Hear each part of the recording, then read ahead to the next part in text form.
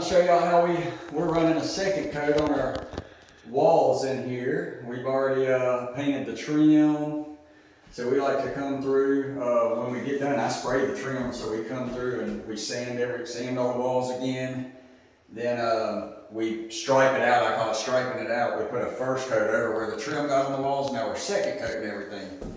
So when I second coat, I try to already have my first coat. I had the first coat on the walls when we primed. I already try to have a straight line drawn. That way when you get in here, just straight, when you're cutting in, I like to sit there and just, you can really go fast if you have that line already drawn.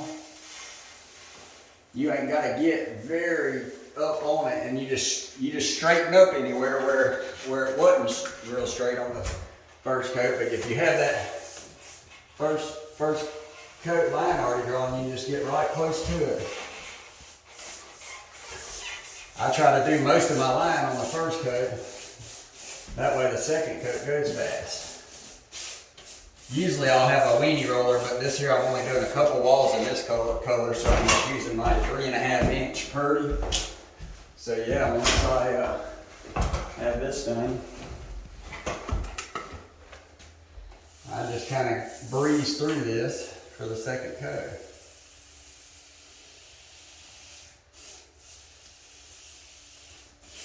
This is flat paint we're using. We use flat paint on a lot of these walls. The flat, it hides, sometimes if I see something like that, it hides imperfections better. You'll see more, the more you go up in sheen, the more imperfections you'll see. These are 9-foot walls here, so this 4-foot works good. When I get up on this third step, I'm using a 4-foot ladder.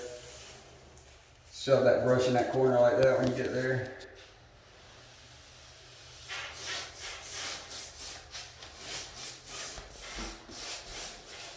I go all the way, do my corners. Brush my corners wide enough for the roller to get in there. Smooth it out real good. We just got to get to over somewhere over that way. Okay, like right there. That's somewhere I got to straighten the line out. So if you do got to straighten the line out, just kind of draw it to the other line.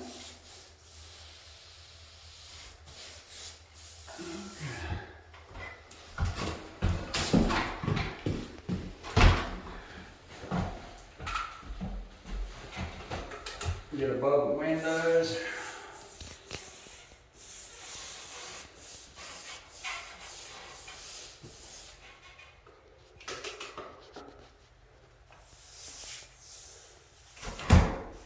Ladder moved on me.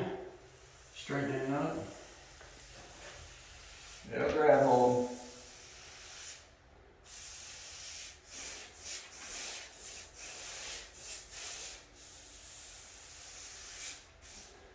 It's best to go from dry to wet to smooth out that finish.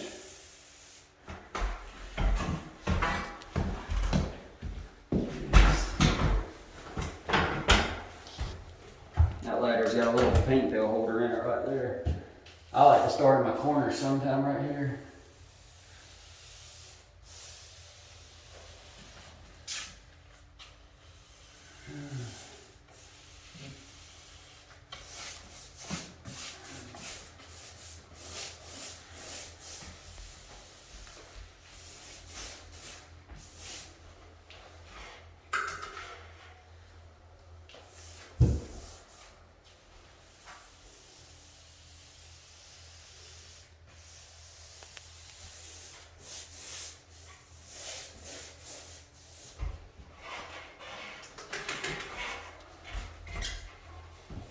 You get a lot of paint on your brush, you can just take it like that.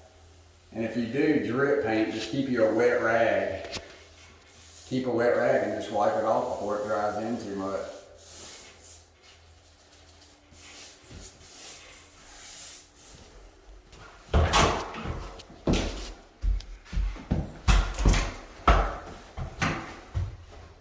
And here we are, this is where I started over there, so now this whole wall, this whole room will be ready for the roller.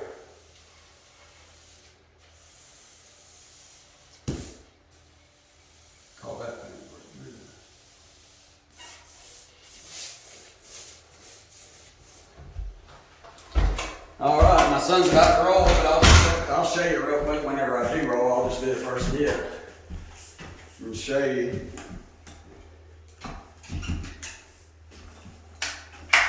Take that, we're using a 9. I usually use an 18-inch for everything, but there's not much to roll in this color. So we're using a 9. So I like to know, like with this 9, I know I could probably get to about there. So I put it on right there. About right there. Come down and come back and pick up that wet paint as I go. And that'll tell me about how far one good dip will get me. So that's why we cut in before we roll. You want to roll into that cut in because your main finish is going to be the roller. So you're trying to get that roller. I'm using a 1/2 inch nap. We don't use much less than that a lot. If you were having some super slick finish, it was a level 5 finish or something, we may would use a 3/8 inch nap.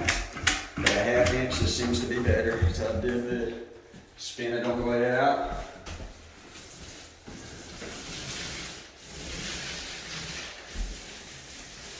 You just want to spread it good. It's how good you spread it. So see, I know that it's going about 4 roller turns. You want to put it on good enough to where it covers, but not too heavy to where it leaves real big